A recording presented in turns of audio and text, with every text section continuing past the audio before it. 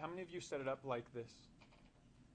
N minus 2 times 180 all over n is set equal to the given measure that they have. Okay, so this is kind of the typical way to set it up. Okay? I'm going to show you a way that's easier and more efficient than this, but I'm going to talk through this because this is sort of mathematically based on what we've talked about.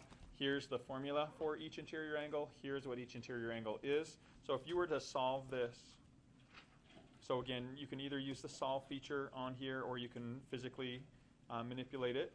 But if you were to, let's say, manipulate this, first cross multiply. So we get multiply both sides by n, distribute the 180, giving you 180n minus 360 is equal to 174.375n. And so if you calculated this, let's say we subtract 180n from both sides, we get negative 360 is equal to, and here if we take 174.375n minus 180n, that's going to leave us with negative 5.625n. Divide both sides by that quantity, and that's going to give us our n value. So here I'm going to cancel out my negatives. So 360 divided by 5.625, and I get my answer to be 64. So a 64-sided regular polygon has each interior angle equal to 174.375.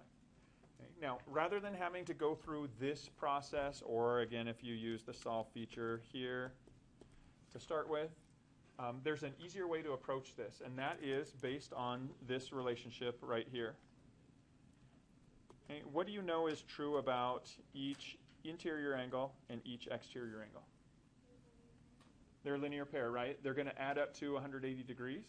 So if you were being asked to find this second problem here, so let's just do the first part of this second problem. How many sides does a regular polygon have if each exterior angle is approximately 4.8? That's going to be an easy calculation, right? Because if we know that their total sum is 360, we divide by 4.8, and that's going to give us the number of sides that there are for that. So if I took 360 divided by 4.8, I get my answer to be 75. Okay? Way easy calculation, much more difficult calculation. So the easy way to approach this is only deal with these calculations. And the way to do that is, if you know that this is each interior angle, then what does each exterior angle have to be? 180 minus that number, right? And so what you can then do is just take 360 divided by that number, and it does that whole calculation for you. And you can see we did it right here, right? Here we subtracted, took the difference of these, and when you're doing that, if you take this calculation right here for the second problem, 360 divide by this whole quantity, 180 minus 173.793, I get my answer of 57.999. Again, because we're dealing with approximations, I'll round this up to the nearest whole number. So I have 58 sides for a regular polygon whose interior angles are each about 173.793. So that's going to be a much easier way to approach it. Coming back here to this second example, 360 divided by the number or the measure of each exterior angle, and that's going to give me the number of sides.